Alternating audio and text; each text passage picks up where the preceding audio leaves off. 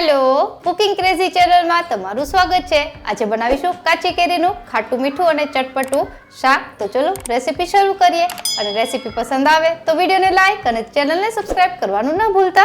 તો કાચી કેરીનું શાક બનાવવા માટે મેં અહીં એક કાચી કેરી લીધી છે। અહીં આ શાકમાં મેં કેસર કેરીનો ઉપયોગ કર્યો છે। તમે તોતા કે રાજાપુરી કેરી પણ લઈ શકો।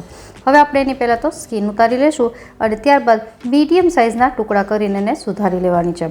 તમે આ કેરીને છે એમાં જે ગોઠલીનો ભાગ છે એ બિલકુલ કાઢી લેવાનો છે, ખાસ યાદ રાખો। તો તમે જોઈ શકો છો મીડિયમ સાઇઝના ટુકડા કરીને તૈયાર કરી લીધા છે। હવે વઘાર કરીએ। તો એક જાડા તળિયાવાળા વાસણમાં 1 ટેબલસ્પૂન જેટલું તેલ અને 1 ટીસ્પૂન જેટલું ઘી ઉમેરીશું અને એને બંનેને ગરમ થાય ત્યારબાદ અહીં 1/4 ટીસ્પૂન જેટલું જીરું, 1 સૂકું લાલ મરચું, 1 તમાલપત્ર, 2 થી 3 તજના ટુકડા, થોડા લવિંગ અને મરી અને ત્યારબાદ 1/4 ટીસ્પૂન જેટલી હિંગ અને 1/4 ટીસ્પૂન જેટલી હળદર ઉમેરીશું અને ત્યારબાદ જે કેરી સુધારેલી છે એ એડ કરી દઈશું। હવે એને સારી રીતે મિક્સ કરી લેશું અને ત્યારબાદ આપણે કેરીને ચડવા માટે અડધો કપ જેટલું પાણી ઉમેરવાનું છે। કેરીને ચડતા ખાસ કંઈ વાર લાગતી નથી। હવે કરીએ મસાલા। તો અહીં 1/2 ટીસ્પૂન જેટલા કાળા મરીનો પાવડર, 1/2 ટીસ્પૂન જેટલું લાલ કશ્મીરી મરચું, 1/2 ટીસ્પૂન જેટલું ધાણા જીરું પાવડર, 1/2 ટીસ્પૂન જેટલું મીઠું અને ત્યારબાદ 1 એલચીના દાણાને અધકચરા વાટી લીધા છે એ એડ કરી દઈશું અને એને સારી રીતે મિક્સ કરી લેશું। તમે કાચી કેરીનું શાક છે એ જ્યારે બનાવતા હોય ત્યારે મસાલા તમારી ચોઈસ મુજબ વધતા ઓછા કરી શકો છો।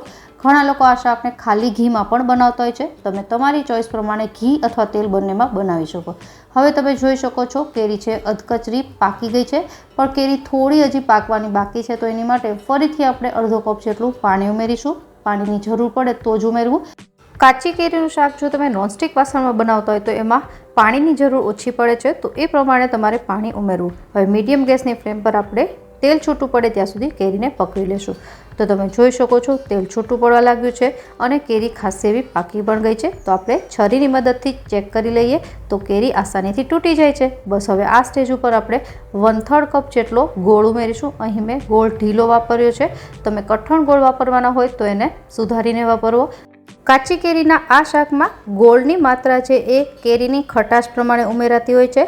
તો તમે જે પ્રકારની કેરી વાપરવાના હોય એની જે ખટાશ હોય એ પ્રમાણે ગોળની માત્રા વધતા કે ઓછી ઉમેરી લેવી।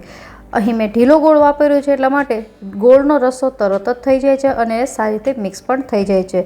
તો બસ હવે આપણે અહીં તેલ છૂટું પડશે ત્યાં સુધી આ ગોળને પકવવાનો છે, જેનાથી ગોળનો રસો છે થોડો ઘાટો પણ થઈ જશે અને આપણી જે કેરીની ખટાશ છે એ પણ ઓછી થઈ જશે।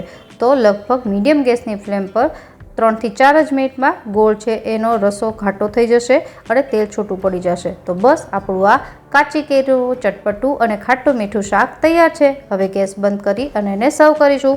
ઉનાળાની ગરમીમાં આ શાક છે એ એકદમ ફટાફટ પણ બની જતું હોય છે અને સ્વાદમાં ખૂબ જ સરસ પણ લાગે છે। તો આપણે એને રોટલી સાથે સર્વ કરી શકીએ। આશા રાખું કે તમને આ રેસીપી જરૂરથી પસંદ આવી હશે। મળીએ નવી રેસીપી સાથે, ત્યાં સુધી બાય બાય।